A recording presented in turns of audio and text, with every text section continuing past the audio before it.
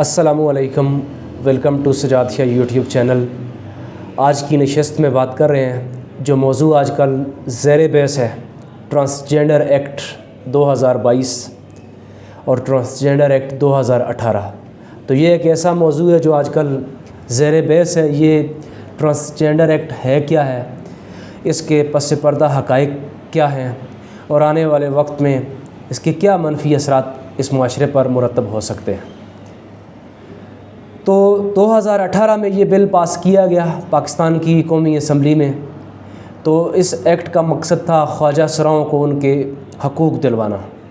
ظاہر ہے اس معاشرے کے اندر رہنے والے تمام انسان اور جتنے بھی یہاں پر خواجہ سرا ہیں ان کو بھی ان کے حقوق ملنے چاہیے، اس میں تو کسی کو بھی کوئی ابہام نہیں ہے۔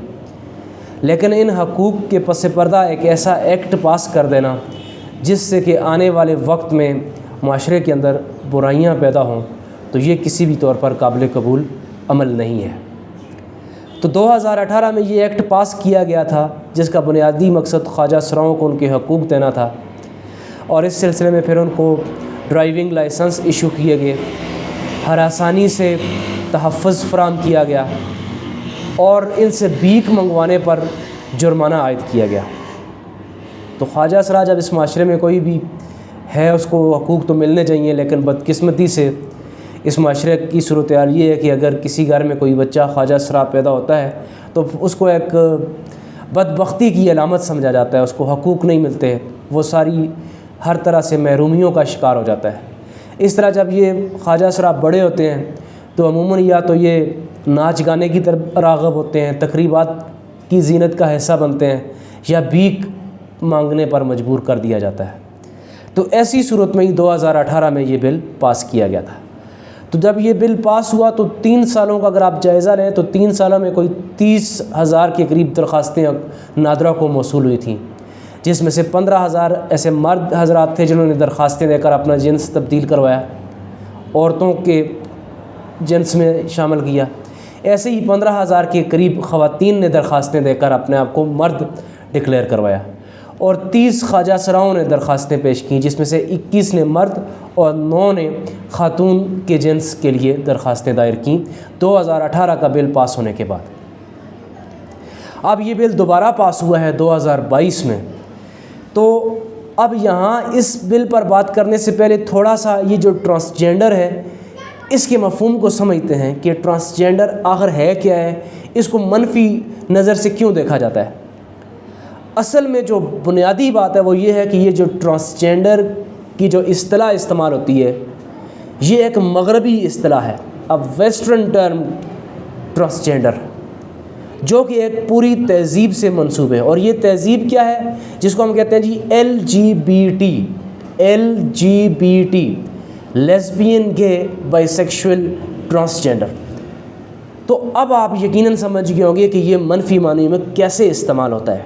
تو یہ جو تہذیب ہے جس سے منسوب ہے یہ ٹرانسجینڈر ایکٹ مغربی دنیا میں، یہ LGBT سے منسوب ہے، لیسبین، گے، by sexual, transgender.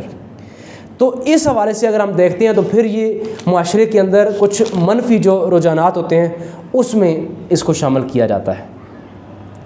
Us act کا خواجہ سراؤں کے حقوق سے کوئی بھی تعلق نہیں ہے، بلکہ ہم جنس پرست لوگوں کو ایک موقع فراہم کرنا ہے، ایک قانونی جواز دینا ہے جس سے کہ وہ آنے والے وقت میں ہم جنس پرستی کو فروغ دے سکتے ہیں۔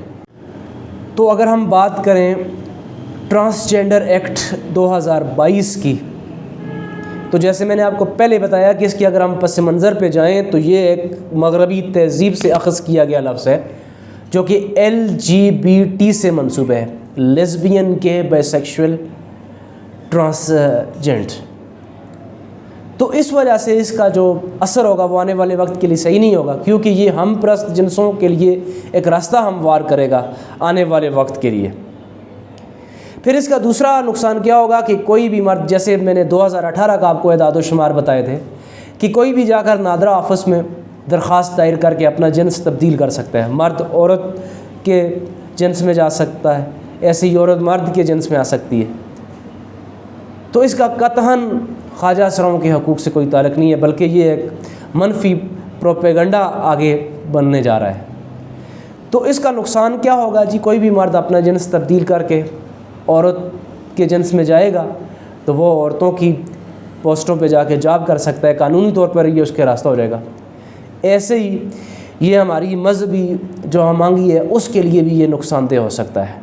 مرد کا مرد سے، عورت کا عورت سے شادی کرنے کا پروان یا کلچر جس کا کسی طور پر بھی ہمارے مذہب میں اجازت نہیں ہے، اس کو ایک قانونی راستہ مل سکتا ہے۔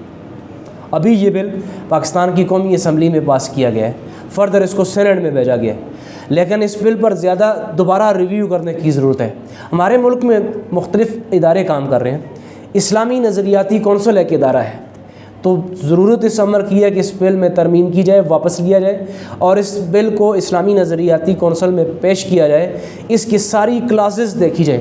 اس کی پہلی بات پر تو کسی کو ابہام نہیں ہے کہ جی خواجہ اسراؤں کو ان کی حقوق دیے جائیں، بالکل دیے جائیں، لیکن اس کی جو کلاسز ہیں اور پھر اس کا جو پس منظر ہے وہ جو ملتا ہے مغربی تہذیب کے ساتھ۔ ٹرانسجینڈر ایک مغربی تہذیب کا نام ہے اور اس میں یہ LGBT سے منسوب ہے، lesbian, guy, by sexual, transgender. تو یہ ایک منفی چیز ہے جس کی روک تھام ہونی چاہیے اور تمام دینی جماعتوں کو، تمام سیاسی جماعتوں کو اپنا ایک مثبت کردار ادا کرنا چاہیے۔ ساتھ دینے کا بہت شکریہ۔ اللہ حافظ۔